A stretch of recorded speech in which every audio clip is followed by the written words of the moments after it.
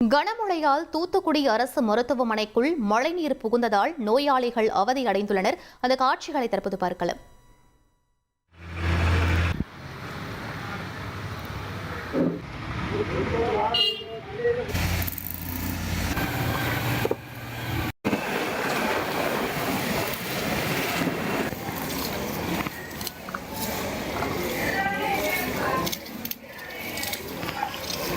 இது பற்றிய மேலும் விவரங்களை எமது செய்தியாளர் விஜயகாந்த் வழங்கிட கேட்கலாம்.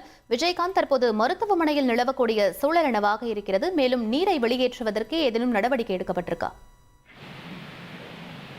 வணக்கம் மேடம். அதாவது தமிழகத்தை பொறுத்த வரைக்கும் வரும் 27ஆம் தேதி வரைக்கும் அநேக இடங்களில் மிதமான மற்றும் கனமழையானது பெய்யக்கூடும் என வானிலை ஆய்வு மையம் ஏற்கனவே அறிவித்த நிலையில் தமிழகத்தின் பல்வேறு பகுதியில் கனமழை மற்றும் மிதமான மழையானது பொழிந்து வருகிறது. இந்த நிலையில தூத்துக்குடி மாவட்டத்தை பொறுத்த வரைக்கும் பாத்தீங்கன்னா நேற்று மாலை சரியாக 3 மணி முதலே இரவு 9 மணி வரை பலத்த மழை பெய்தது. இதன் காரணமாக தாழ்வான பகுதிகளில் குறிப்பாக பாத்தீங்கன்னா பல்வேறு இடங்களில் மழைநீர் சூழ்ந்து காணப்பட்டு இன்னும் வரைக்கும் காணப்படக்கூடிய ஒரு சூழ்நிலை தான் நிலை வருகிறது. மேலும் பல்வேறு அதாவது மாவட்டத்தில் குறிப்பாக 1162.20 மில்லிமீட்டர் பதிவாகிய நிலையில் அதிகபட்சமாக காயல்பட்டினம் பகுதியில் 94 மில்லிமீட்டர் மழையும், கடம்பூர் 93 மில்லிமீட்டர் மழையும் பதிவாகியது. தூத்துக்குடியில் அதிகபட்சமாக 66 மில்லிமீட்டர் மழையானது பதிவாகியுள்ளது. இந்த நிலையில தூத்துக்குடி அரசு மருத்துவக் கல்லூரி மருத்துவமனையில் மிகவும் தாழ்வான பகுதி என்பதால் அந்த பகுதியில் மழைநீர் தேங்கி காணப்படுகிறது. இதனால் அங்கு வரக்கூடிய நோயாளிகள் மிகவும் பாதிப்படைந்துள்ளது. அதாவது மருத்துவமனை வளாகத்திற்குள் சொல்ல முடியாத சூழ்நிலையில் மழைநீர் சூழ்ந்துள்ளது.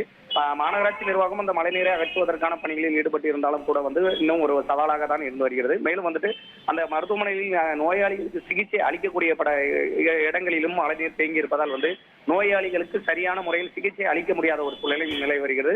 அது மட்டும் இல்லாமல் வெளிப்புறத்திலிருந்து வரக்கூடிய ஆம்புலன்ஸ் அந்த